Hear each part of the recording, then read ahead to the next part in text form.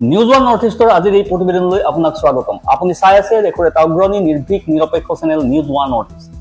জুবিন গাৰ্গৰ মৃত্যুৰ তদন্ত সন্দৰ্ভত মুখ্যমন্ত্ৰীক উভতি ধৰিছে কংগ্ৰেছ নেতা দেৱব্ৰত শইকীয়াই। মুখ্যমন্ত্ৰীয়ে ইচ্ছাকৃতভাৱে এই বিষয়টোৰ তদন্তত বিলম্ব কৰা বুলি তেওঁ গুৰুতৰ অভিযোগ তুলিছে। ক'ব নাপায় কাৰণ মইতো আৰু IPS একাডেমীত গৈ পেলাই ট্ৰেইনিং লৈ অহা নাই, মইতো আছাম পুলিচ একাডেমীতো গৈ ট্ৰেইনিং লোৱা নাই। কিন্তু ৰাইজে যিবিলাক কৈছে আৰক্ষীয়ে কেনেকৈ তদন্ত কৰে, আমিওতো দেখিছোঁ যে ক'ৰবাত এক্সিডেণ্ট হ'লে MVI জন লৈ যায় না গাড়ীখন চাবলৈ। তেনেকৈ এতিয়া ছিংগাপুৰত MVI লৈ গৈছে নেকি, সেই জাহাজখনে ক'ৰবাত খুন্দা মাৰিলে নেকি চাবলৈ। জাহাজখনত যে কোন কোন আছিলে, তাৰ কিবা জাহাজত থকা মানুহখিনিয়ে কি কৰিলে, প্লেচ অফ অকাৰেঞ্চত গ'ল নে নাই, সেইখিনি নোহোৱাকৈ কেনেকৈ কিবা কিবি কথা কৈ আছে কোনোবাই, মই নাজানো। হামিং কিং অব ৱৰ্ল্ড বুলি গুগলে স্বীকৃতি দিয়া হাৰ্টথ্ৰব জুবিন গাৰ্গৰ হত্যা সন্দৰ্ভত ৰাজ্যৰ চাৰিওফালে এতিয়াও পৰিস্থিতি উত্তপ্ত হৈ আছে। সাধাৰণ মানুহে ন্যায়ৰ দাবী কৰাৰ বিপৰীতে একাংশই যেন এতিয়া ৰাজনীতিত নামি পৰিছে।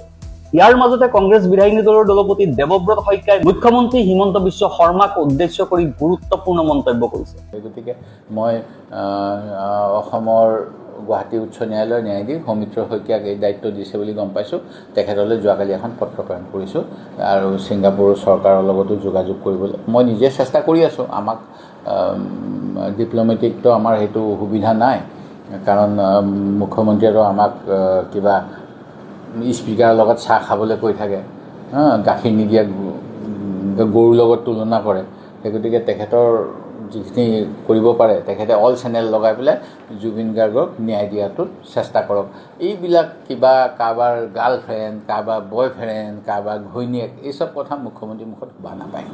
মুখ্যমন্ত্ৰীয়ে ভোটৰ সমীকৰণৰ দিশতহে গুৰুত্ব দিয়া বুলি তেওঁ অভিযোগ তুলিছে।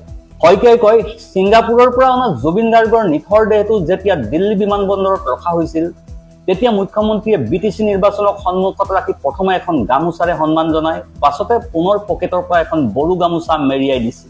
সেই দৃশ্যই সকলো কৈ গৈছিল।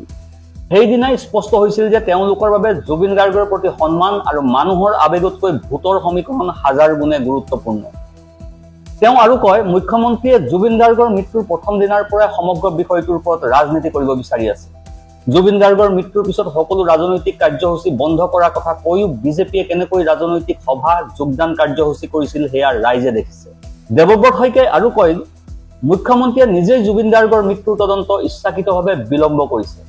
ছিংগাপুৰৰ সংশ্লিষ্ট বিভাগৰ লগত যোগাযোগ কৰি গোচৰটো ক্ষিপ্ৰতাৰে সমাধান কৰাৰ সলনি তেওঁ কাৰোবাৰ প্ৰেমিক প্ৰেমিকাৰ দৰে অলাগতিয়াল প্ৰসংগৰে ৰাইজক বিভ্ৰান্ত কৰিব বিচাৰিছে। আমাক কাহিনী নহয় ন্যায় লাগে বুলি শইকীয়াই দাবী কৰে। উল্লেখ্য যে এতিয়ালৈকে জুবিন গাৰ্গৰ মৃত্যু সন্দৰ্ভত 5জন লোক গ্ৰেপ্তাৰ হৈছে। CIDয়ে নিতৌ 9 মানুহক সোধা পোছা কৰি ঘটনা সন্দৰ্ভত তদন্ত অব্যাহত ৰাখিছে। সমগ্ৰ অসমবাসী এতিয়া জুবিনৰ ন্যায়ৰ অপেক্ষা। গতিকে CIDৰ তদন্তই কি পৰ্যায় পায় সেয়া সময়ত হ'ব লক্ষণীয়। Bureau report, news one north east.